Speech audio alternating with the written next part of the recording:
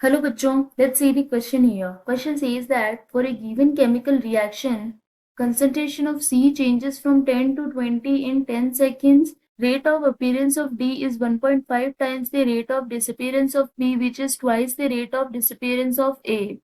Rate of appearance of D, इसकी value है 9.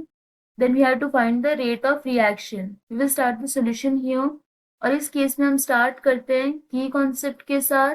यहाँ पर की कॉन्सेप्ट हो जाएगा rate of reaction. Let's suppose हमारे पास रिएक्शन गिवन है, रिएक्टेंट है R एंड प्रोडक्ट है यहाँ पर P. So rate of reaction ये हो जाएगा negative concentration of R here. This is equal to positive 1 by P concentration of P divided by dt here. So from this we can say यहाँ पर हमारे पास क्या गिवन है, concentration of C ये कितनी चेंज हो रही है, ये चेंज हो रही है 10 to 20. दैट इज इनिशियल यहाँ पर 10 है और फाइनल 20 है, तो ये हो जाएगा 20 माइनस 10.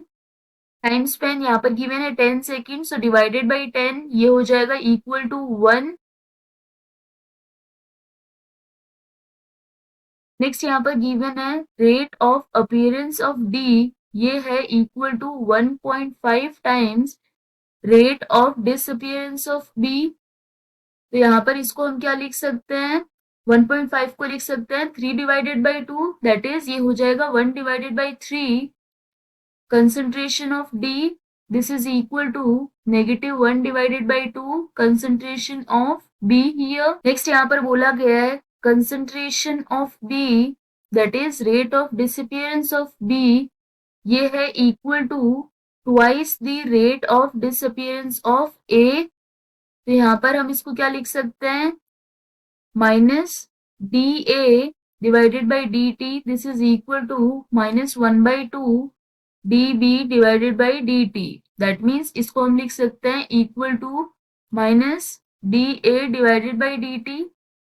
यहाँ पर हम देख सकते हैं rate of appearance of D, इसकी वैल्यू क्या गिवन है 9.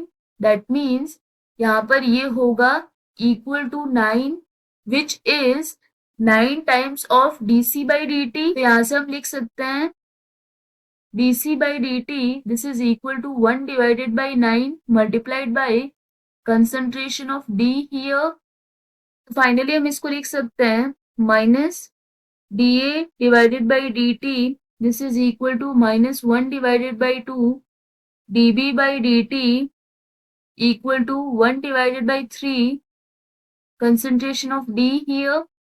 इसको अगर यदि हम मल्टीप्लाई करेंगे पूरी इक्वेशन को 1 डिवाइडेड बाई 3 से, तो ये क्या हो जाएगा, so this will be minus 1 divided by 3.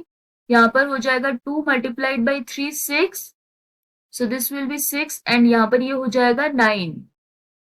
तो इससे हम क्या बोल सकते हैं, ये हो जाएगा equal to dc divided by dt. That means from की कॉन्सेप्ट यहाँ पर हम बोल सकते हैं कोफिशिएंट ऑफ a ये है 3, कोफिशिएंट ऑफ b ये है 6, कोफिशिएंट ऑफ c ये है 1 एंड कोफिशिएंट ऑफ d ये है 9. एंड यहाँ पर ये फॉर्मूला किसका हो गया, ये हो गया फॉर्मूला रेट ऑफ रिएक्शन का. इस केस के लिए हमें rate of reaction he find out करनी थी. ये हम देख सकते हैं रेट ऑफ रिएक्शन ये है equal to dc divided by dt and इसकी वैल्यू हमने फाइंड आउट की थी, ये है equal to 1. So for this case correct option यहाँ पर हो जाएगा A. This is the final answer. I hope you understood the explanation. All the best.